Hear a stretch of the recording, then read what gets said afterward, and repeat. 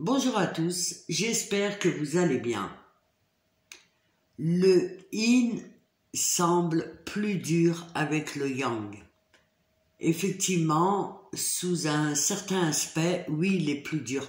Il va être plus dur par rapport, si on le compare par rapport à son entourage, à son environnement, il va être plus exigeant, si je peux dire. Mais exigeant sans le vouloir.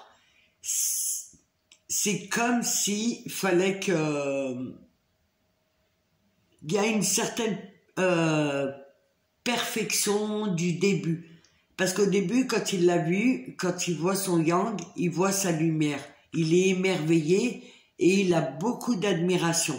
Le yin, il a beaucoup d'admiration sur son yang et il a envie d'être lui. Par son ego, son ancrage, son action, il y a quelque chose comme ça qu'il envie. Mais très vite, il va se couper parce que l'ego du yang va le déranger. Mais tout ça, c'est subtil. Et il va avoir tendance à être beaucoup plus exigeant avec son yang. Et c'est pour ça que ça peut paraître injuste vis-à-vis du yang. Et je le comprends et je le conçois.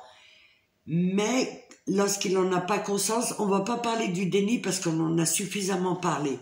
Là, on va plutôt voir, c'est plutôt l'ego du yang qui va le gêner. Mais l'ego blessé, j'insiste parce que c'est important l'ego et c'est l'ego qui vit dans la matière.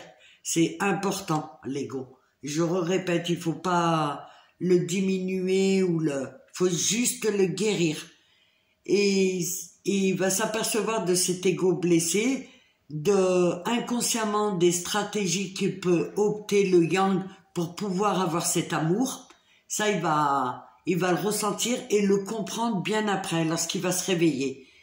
Et c'est vrai que le yin aura tendance à juger l'ego. Je parle pas du niveau d'âme parce qu'il perçoit aussi l'âme. Mais c'est comme si l'ego dans ce chemin-là faisait obstacle. En fait, toutes les blessures du yang, c'est comme si ça faisait obstacle dans ce chemin. Et c'est pour ça, lorsque le yang élabore, transforme et se débarrasse de ses charges négatives, c'est automatiquement la lumière va traverser et obligatoirement le yin va s'apercevoir de cette lumière-là, en fait.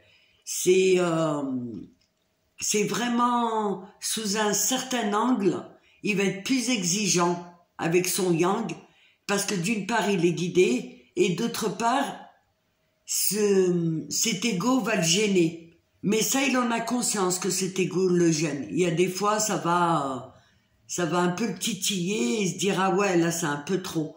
Et plus il aura d'ego, et plus le yin va se couper.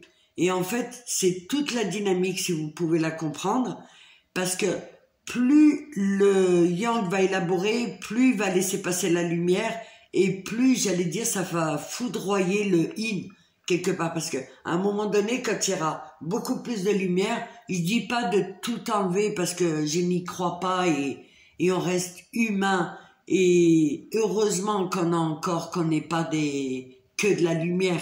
Et c'est ce qui fait l'équilibre aussi, le sombre et la lumière. Mais c'est de trouver un équilibre entre le sombre et la lumière. Et lorsqu'il y aura suffisamment de lumière envers le yin, là, j'allais dire presque foudroyé. Ouais, il va tomber et à son tour, le yin va être face à sa propre ombre. Ce qu'il a projeté sur son yang, en fait, ça vient de lui. Et c'est ça la clé, la subtilité de tout ce chemin qui se fait à deux.